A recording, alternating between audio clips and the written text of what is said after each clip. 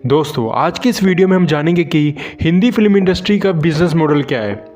आखिर एक फिल्म पैसा कैसे कमाती है। जो फिल्म को आप थिएटर में देखते हो, जो फिल्म को आप टीवी में देखते हो, वो फिल्म आखिर पैसा कैसे कमाती है। तो चलिए वीडियो को शुरू करते हैं। फिल्म के बिजनेस में दो सबसे इंपॉर्टेंट प्लेयर माने जाते हैं, पहला प्रोड्यूसर और दूसरा डिस्ट्रीब्यूटर।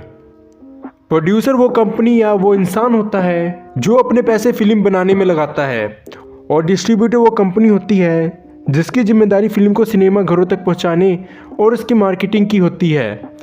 बड़े बजट की फिल्मों में प्रोड्यूसर और डिस्ट्रीब्यूटर एक ही होते हैं, और फिल्म कंप्लीट हो जाने के बाद प्रोड्यूसर फिल्म को डिस्ट्रीब्यूटर के पास ले जाता है और दोनों के बीच एक डील साइन होती है। ये डील कई तरह के हो सकते हैं। कुछ डील वो होती है जिसमें डिस्ट्रीब्यूटर कंपनी को प्रोड्यूसर को मिनिमम अमाउंट देना होता है, जैसे कि अगर 100 करोड़ की बजट की कोई फिल्म बनी है तो 20 करोड़ रुपए प्रोड्यूसर को देने होते हैं, और बाकी के रेवेन्यू से दोनों प्रॉफिट शेयर कर लेते हैं। ये पहला तरीका है जिसमें दोनों में ही रिस्क बराबर डिवाइड हो जाता है। दूसरा तरीका ये है प्रोड्यूसर अपने फिल्म को पूरी तरह से ही डिस्ट्रीब्यूटर को बेच दे, जिसमें प्रोड्यूसर अपना पैसा लेकर साइड हो जाता है और पूरा रिस्क इसमें डिस्ट्रीब्यूटर का हो जाता है, और प्रॉफिट भी डिस्ट्रीब्यूटर का ही होता है।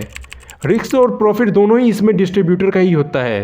एग्जाम्पल, आपने अगर मेरा नाम जोकर फिल्म देखी है तो 1970 में रिलीज हुई ये फिल्म 1 करोड़ की बजट में बनी थी और भारत में फ्लॉप हो गई। इस फिल्म के एक्टर राजेश कपूर, जो इसके प्रोड्यूसर भी थे, वो कर्ज में डूब चुके थे। इसके बाद उन्होंने इस फिल्म के सारे राइट सोवियत यूनियन की कंपनी को बेच दिए, और जब सोवियत यूनियन में ये रिलीज़ हुई तो ये ब्लॉकबस्टर साबित हुई और फिल्म ने 16.8 करोड़ रुपीज़ कमाए, जो आज के टाइम के हिसाब से 1000 करोड़ रुपीज़ से भी ज़्यादा होते हैं। क्योंकि राज कपूर ने इस फिल्म के पूरे राइट सोवियत यूनियन के कंपनी को बेच दिया था, तो इसलिए उन्हें इस फिल्म की कमाई का कुछ भी हिस्सा उन्हें नहीं मिला। प्रोड्यूसर और डिस्ट्रीब्यूटर के बीच एक और तरह का एग्रीमेंट हो सकता है जिसमें डिस्ट्रीब्यूटर कंपनी प्रोड्यूसर को कुछ भी पहले से पे नहीं करती और फिल्म का टोटल कलेक्शन में से कुछ कमीशन ले लेती है। स्टेज 2। अब दोस्तों हम स्टेज 2 पे आ चुके हैं, तो चलिए प्रोड्यूसर से ये फिल्म डिस्ट्रीब्यूटर के पास आ गई। अब क्या होगा, डिस्ट्रीब्यूटर इस फिल्म को चलाने के लिए सिनेमा हॉल से कॉन्ट्रैक्ट साइन करता है। ये डील इस बात से डिपेंड करती है कि फिल्म किस तरीके की है। मान लीजिए किसी बड़े स्टार की फिल्म है तो पहले वीक में फिल्म की टिकट का प्रॉफिट आधा आधा बांटा जाएगा, मतलब 50-50। अगर ये मीडियम बजट की फिल्म है तो सिनेमा हॉल 55% प्रॉफिट रखता है, और लो बजट फिल्म है तो सिनेमा हॉल 60-65% तक का प्रॉफिट अपने पास रखता है, क्योंकि फिल्म चला के भी वो बहुत बड़ा रिस्क ले रहा है। लेकिन एक बात का ध्यान रखिएगा, सिर्फ पहले वीक का प्रॉफिट ही इस बात पर डिपेंड करता है कि फिल्म कैसी परफॉर्म कर रही है। जैसे मान लीजिए कोई फिल्म हिट हो गई है और उसने तय किए गए रकम से ज़्यादा पैसा कमा लिए हैं, तो ये सिनेमा हॉल वाले डिस्ट्रीब्यूटर को डिस्काउंट दे देते हैं, यहाँ कि वो अब 50 की जगह 52% तक प्रॉफिट देने लगे और खुद 48% रखेंगे। उसके बाद धीरे धीरे लोगों का इंटरेस्ट फिल्म में से कम होने लगता है। उसके बाद सिनेमा हॉल वाले ज़्यादा प्रॉफिट अपने पास रखने लग जाते हैं। 4 से 5 वीक के बाद प्रॉफिट के कट 50% से बढ़कर 65% तक पहुंच जाता है। इसीलिए आपने देखा होगा कि 4 से 5 हफ्ते के बाद ये फिल्म OTT पर आ जाती है। Stage 3 OTT platform. क्योंकि डिस्ट्रीब्यूटर को सिर्फ इस फिल्म का 35% का ही हिस्सा मिला, तो वो OTT डील पर आएगा। तो ज़्यादातर डिस्ट्रीब्यूटर फिल्म रिलीज़ होने से पहले ही OTT प्लेटफॉर्म के साथ एक डील साइन कर देते हैं। जैसे कि कार्तिक आर्यन की फिल्म भूल भुलैया 2 के लिए नेटफ्लिक्स के साथ 30 करोड़ की डील साइन हो चुकी थी। ये डील कई तरीके से की जाती है। हो सकता है डिस्ट्रीब्यूटर ने OTT प्लेटफॉर्म को उस फिल्म के लिए लाइफ टाइम राइट्स बेच दिए हों, और कभी कभी ऐसा भी होता है कि फिल्म के राइट्स कुछ सालों के लिए ही बेचा जाता है। OTT डील का एक बड़ा हिस्सा एक्सक्लूसिव कॉन्ट्रैक्ट भी होता है।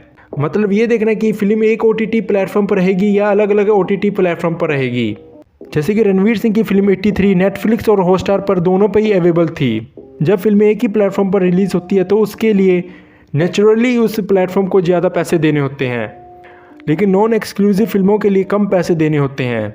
डिस्ट्रीब्यूटर अलग अलग प्लेटफॉर्म पर फिल्में बेचकर कई बार सिंगल डील साइन करके ज़्यादा पैसा कमा लेता है। इस वजह से इस तरह के डील भी साइन की जाती है। स्टेज 4। फिल्म बिजनेस में कमाई करने का अगला बड़ा तरीका है सैटेलाइट राइट्स बेचना। सैटेलाइट राइट्स को आप टीवी राइट्स भी कह सकते हैं।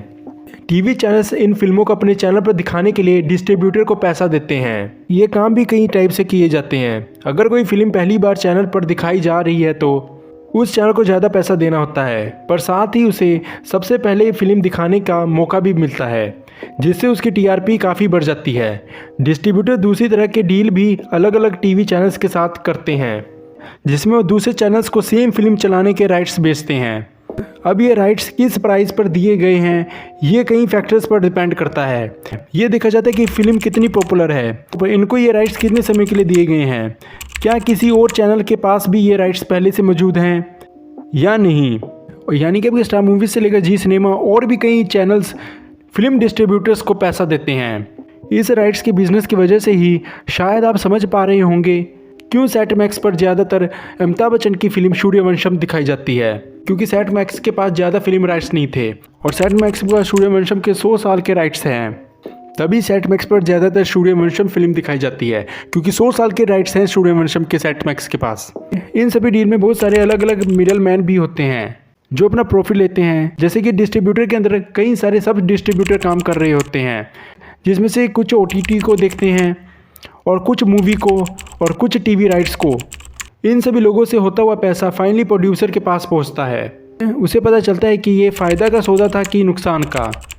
बॉलीवुड में बहुत पैसा है और हमारे स्टार कल्चर के सामने कई फिल्म इन स्टार के नाम पर ही बिक जाती है, क्योंकि बॉलीवुड में कई फिल्म बनी है जिसमें एक स्टोरी कुछ भी नहीं थी, लेकिन उस फिल्म में बड़े स्टार होने के कारण वो फिल्म 400 से 500 करोड़ का बिजनेस कर लेती है।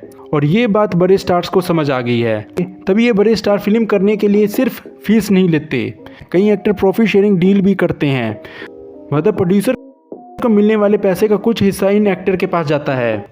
जैसे कि सलमान खान एक फ़िल्म के लिए 70 करोड़ रुपए चार्ज करते हैं, लेकिन अपनी फिल्म सुल्तान के लिए उन्होंने प्रॉफिट शेयरिंग मॉडल को चुना और उस फिल्म से उन्होंने 83 करोड़ रुपए कमाए, क्योंकि फिल्म की कमाई 500 करोड़ रुपए से भी ज़्यादा हुई थी और प्रोड्यूसर तक पहुँचते पहुँचते प्रॉफिट 167 करोड़ का रह गया था। और इस 167 करोड़ में से भी डील के मुताबिक सलमान खान को 50% पैसा दिया गया था। तो दोस्तों ये था बॉलीवुड का बिजनेस मॉडल। दोस्तों आपको अगर बिजनेस मॉडल की वीडियो देखनी है तो हमारी एक प्लेलिस्ट है बिजनेस मॉडल की, जिसमें हमने बोट कंपनी के बिजनेस मॉडल की भी बात की है। तो दोस्तों आप प्लेलिस्ट में जाके सारे बिजनेस मॉडल आप देख सकते हैं। और दोस्तों अगर आपको ये वीडियो पसंद आई तो वीडियो को लाइक करें, चैनल को सब्सक्राइब करें। जय हिंद, वंदे मातरम।